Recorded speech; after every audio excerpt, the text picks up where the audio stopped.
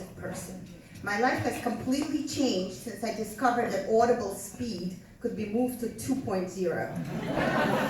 I listen to books at a speed of 2.0, and then when I hear people talk, they seem to talk very slow, and I wonder what is wrong with them. I also like to exercise, and I work, so I have to layer things. I go on a treadmill, listen to my book at 2.0, and also do work emails. Sometimes I fall off a treadmill, but people are used to that, and they kind of catch me because they have the same people exercising next to each other. And then sometimes I delete an important email, but most of the times I get it right. And sometimes I listen to a whole book, but I don't know really what it was about because I was focused on actually moving on the treadmill. So I'm constantly moving. I am very proactive. I once got a new couch, and my husband was sleeping. For me to fit that couch into a bedroom, I had to move him with the bed because I have to do things fast. So he woke up, and he didn't know where he was because everything was rearranged. And it's actually pretty easy to rearrange the bedroom because you just lay and push with your feet, and if you have parquet floor, it actually is easy in case you guys need that advice. So in general, I just always run because I like to accomplish. I have an elderly aunt, and I went shopping with her to BJ's. I had to put her inside a cart, literally, so I could run. And she doesn't want to shop with me anymore. But when you travel, and I love to travel, you kind of enter a different zone. I love, like Africa, I love to go to the place where there's no speed because there's no connection and there is no audible. So your only time is sunset and sunrise, right?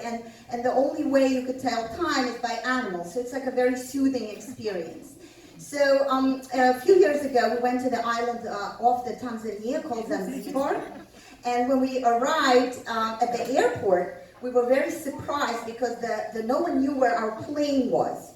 We were flying from the main airport and from Nairobi, and when we came to the place where we had to check in, no one knew where the plane was. So we started walking around. I'm always on a time, we only have 2 days in Zanzibar because, I'm at a speed of 2.0, and they are not. So they said 3 days ago there was a crash, and a lot of people were stranded, so now the airplanes are working double times trying to, in between their place to go, they try to put passengers all throughout Africa. And I was a little perplexed for many reasons, because there was a crash, and because I didn't know where my plane is, and they said it should come time within 24 hours. That was like half of my vacation. So this was very scary, and we just sat there and waited, but eventually we got to Zanzibar, and when we went swimming, I had to swim really fast because, now I only have 1 day of vacation because I waited 1 day waiting for the airplane.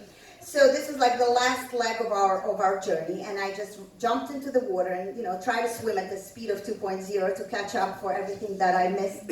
And lucky me, the sea urchins that are very luscious in that part of the waters, it shot a needle inside my toe.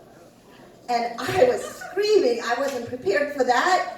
I mean, living in Philadelphia, born in the Soviet Union, what do I know about sea urchins, right?